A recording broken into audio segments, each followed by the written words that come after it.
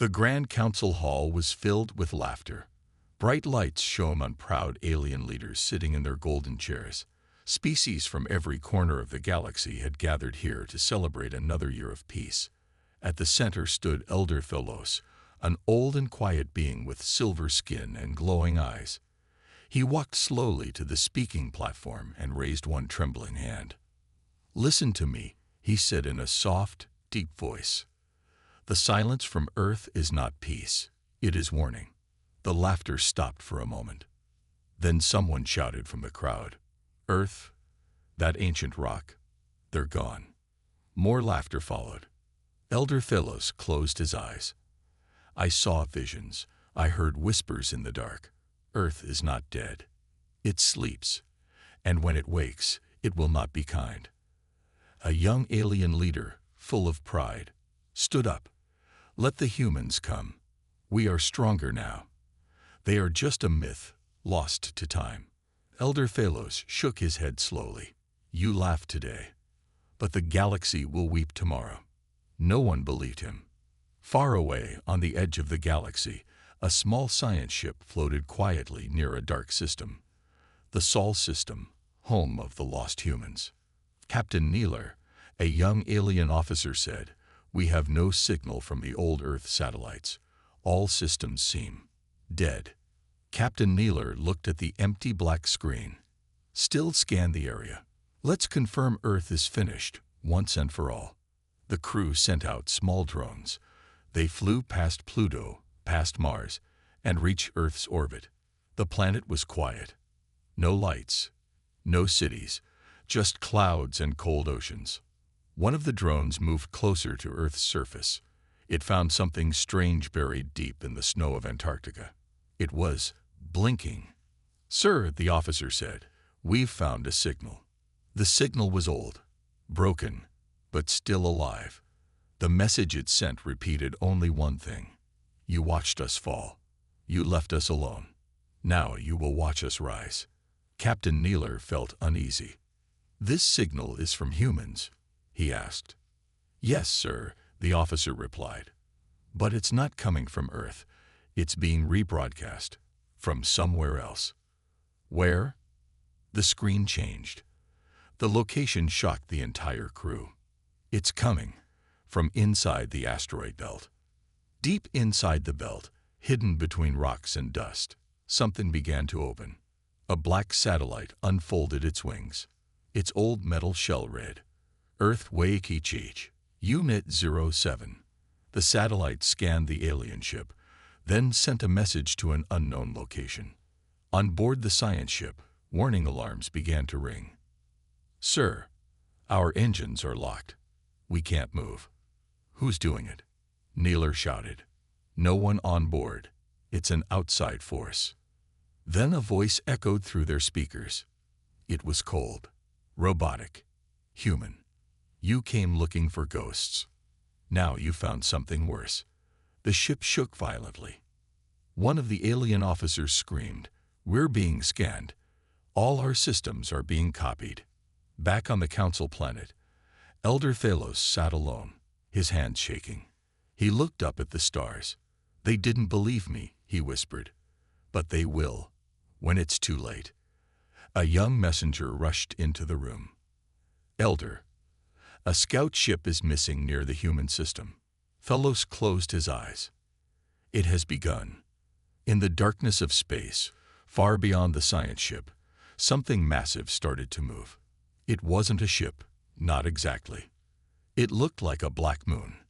No lights, no sound, but it was alive. Inside it, cold human eyes opened after centuries of sleep. The voice spoke again. This time, it was no longer a recording. It was real. "They forgot us. Now we remind them." And then, just for a second, every sensor in the galaxy picked up the same pulse. A heartbeat. From Earth, the alien science ship, Starseeker, floated quietly near the edge of the Sol system. After the first team vanished weeks ago, the Galactic Council had sent a new group, this time better prepared, better armed. Commander Jiren, a tall insect-like alien with sharp eyes, stood on the ship's bridge. He stared at the black screen in front of him. "Still nothing?" he asked. "No signals," replied Officer Till. "No lights. No movement. The system is silent." Geron nodded slowly. "Then we go in." The ship entered the system, passing by Pluto first. Cold, lifeless. Then Neptune, Uranus, Saturn, all quiet. Everything looked dead, as if the system had been abandoned for centuries. But that wasn't what bothered Geron. What bothered him was that nothing responded, not even ancient satellites, not even radiation. It was too quiet. "Where is Earth's graveyard?" he whispered. As they reached Jupiter, a strange signal touched their ship. Soft, like a whisper, just one word repeated over and over. "Run." The crew froze. "Did that come from Earth?" Officer Till asked. "No," Geron said. "It came from the asteroid belt." He turned to the screen. "Send out drones. Fast." 3 small drones shot forward, flying into the thick field of rocks between Mars and Jupiter. At first, they saw nothing. Then, one of the drones went dark. The second drone's camera showed a shadow moving behind it. The third drone caught something, a glimpse of a huge black shape hidden inside a rock. It looked like a base, or maybe a ship, but not like any alien design. It looked human. And worse, it looked alive. Before the crew could react, the third drone screamed through the speakers. "System override detected.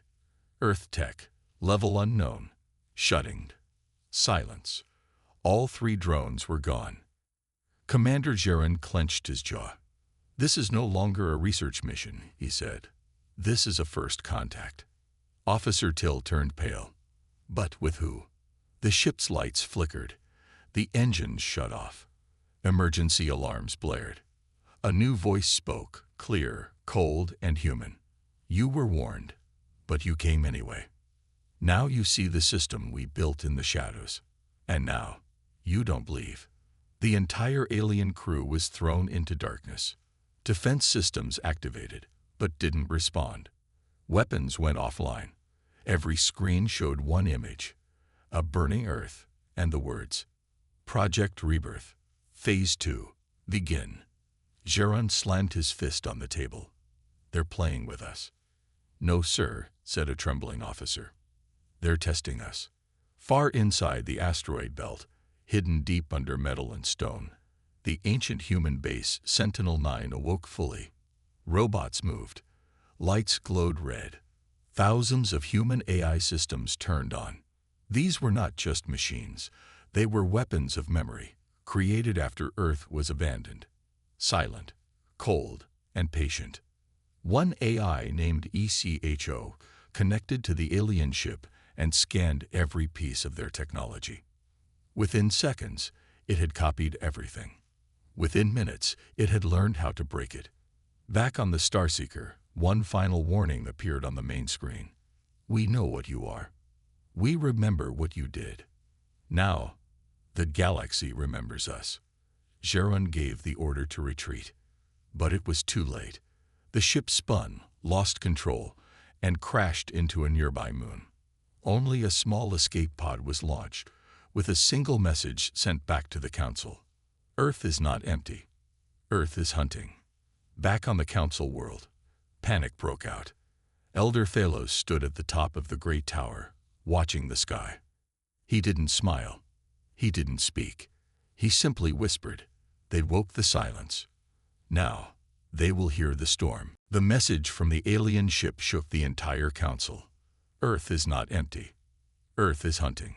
It repeated across the galaxy, every communication hub, every military station, every ship.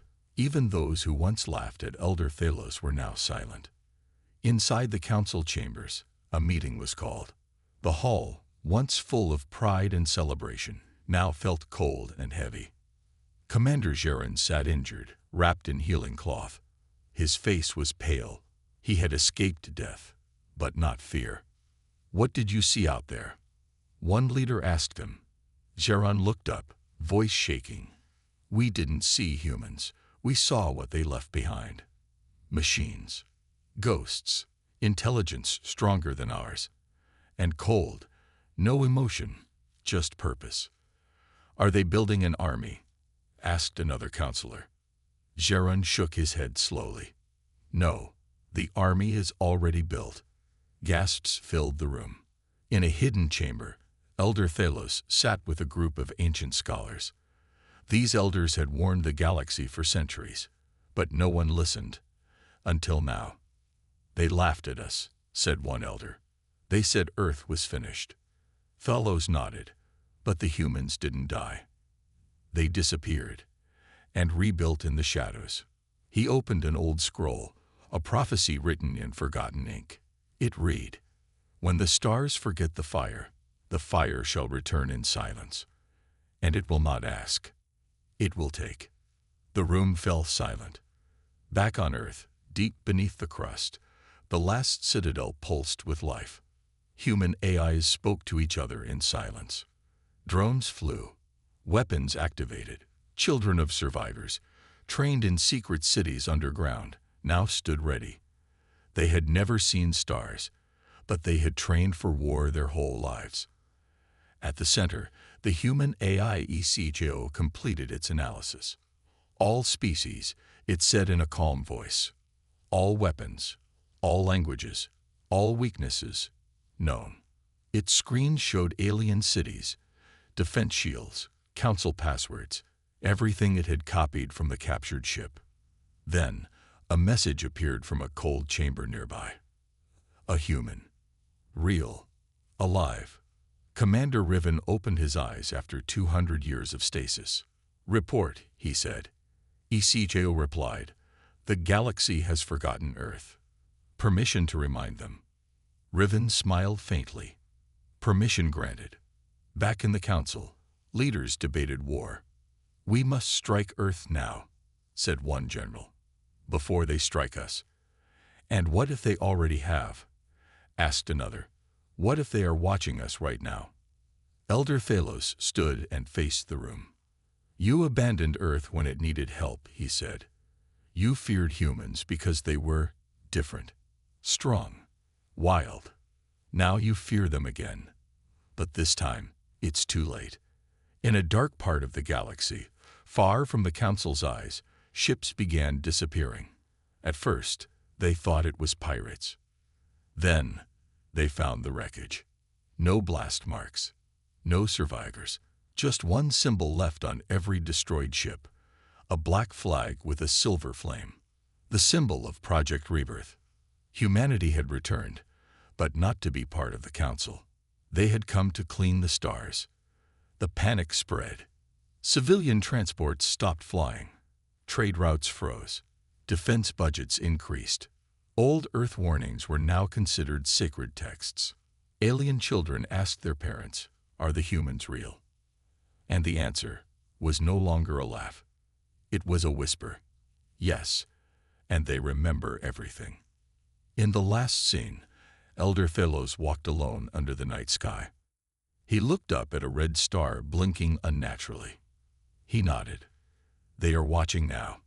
And somewhere, across space, a human voice answered.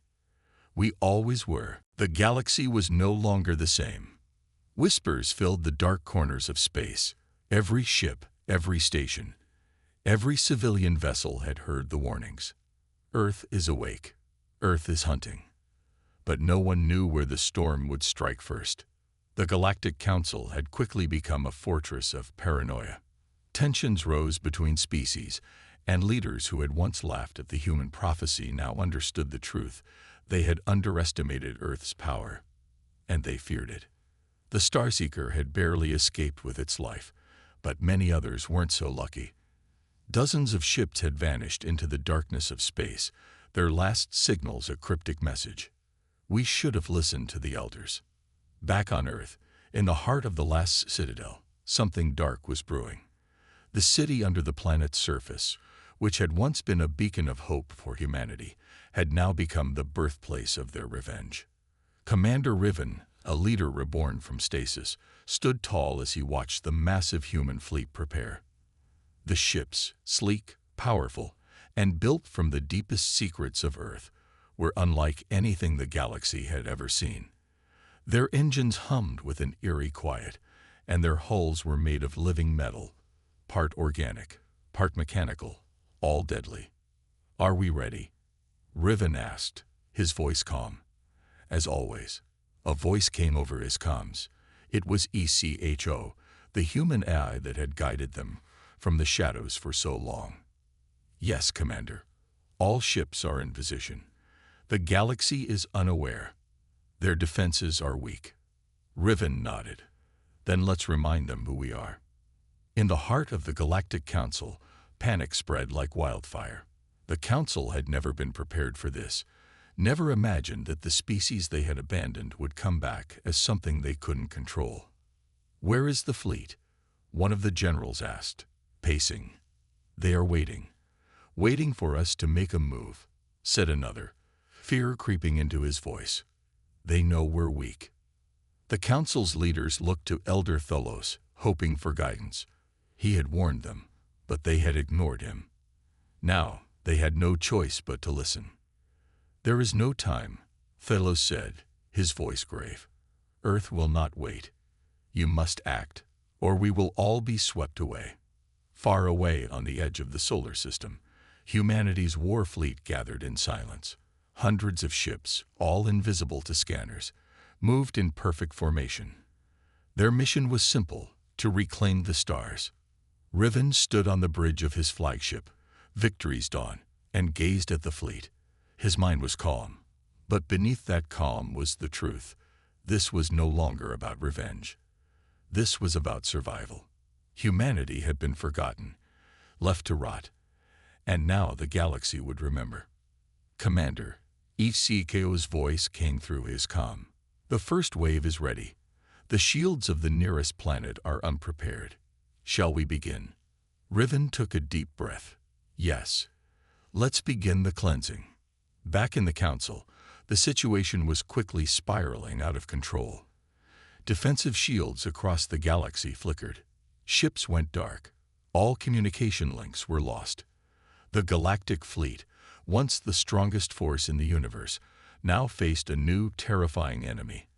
An enemy they could not predict. "Report," a high-ranking officer shouted, his voice trembling. "Nothing, sir," the officer at the comm station replied. "The human fleet is gone. They vanished." "How is that possible?" another officer demanded. "We have the most advanced tracking systems. How can they disappear?" No one had an answer. The first attack came without warning. A wave of human warships appeared in orbit around a peaceful planet, once home to a thriving trade network. Within minutes, the entire planet's defense systems were crippled. Shields flickered out of existence as Earth's ships surrounded the planet, their weapons trained on the government buildings. "Release a message," Riven ordered, his tone cold and commanding. ECHO complied. On every screen across the galaxy, a single image appeared, an image of Earth, burning and broken from centuries ago. The message read, "We were left to die. Now we return." This is not a request. This is the price of ignorance. The people on the planet watched, stunned, as the screen shifted. The message was clear. Earth had not come to beg for peace. Earth had come to take what it was owed. "Why are they doing this?" one officer asked in a terrified voice. Elder Tholos answered, his eyes narrowing. "Because we didn't listen. We never listened to their warnings." The Council was left with no choices. Their fleet was already crippled, their defenses useless. But there was still one hope: the Shield of Athra, a massive weapon capable of destroying entire fleets. It was buried deep within a distant asteroid field. If they could activate it, they might stand a chance. "Send a message," a desperate general ordered. "We have to warn the others. We have to prepare." On the edge of the galaxy, as humanity's ships began their silent assault, Commander Riven stood at the helm of Victory's Dawn. "We will not stop until the galaxy remembers who we are," he said. His words echoed in the cold silence of space. The Victory's dawn floated above the last planet in the system, a world of towering cities, once a beacon of peace. Now it was a symbol of the galaxy's ignorance. Riven stood at the bridge, staring at the shattered landscape below. The planet's defenses were down. Their leaders had been warned, but they hadn't listened. Now, it was time for the final act. Commander ECHO said, "The message is ready." Riven looked at the screen one last time, his expression calm, but the weight of his past hung heavily on him. He pressed the button. The message flickered across every screen in the galaxy. On the screen, Earth appeared, a broken, burnt world. The scars of centuries of silence were visible, the remnants of humanity's struggle against abandonment. But now, Earth was alive again, and it had returned with a purpose. The message read, "We gave you everything, and you abandoned us. Now we take back what was ours. This is your last chance. Surrender or face the consequences." As the words flashed, the dark sky above the planet was pierced by the silhouette of Earth's war fleet, their ships glowing with power, ready to deliver the final blow. Riven's voice echoed over the comms, calm but filled with quiet fury. "This is not revenge. This is justice." For a moment, there was complete silence in the galaxy. No one knew what to do. No one knew how to respond. The once mighty Galactic Council, now paralyzed with fear, was caught between the truth they had ignored for so long and the power that Earth had brought back. The message continued to broadcast across the stars, a reminder that Earth was no longer a distant memory. It was a power to be reckoned with. And in that silence, one thing became clear: the galaxy would never forget what they had seen.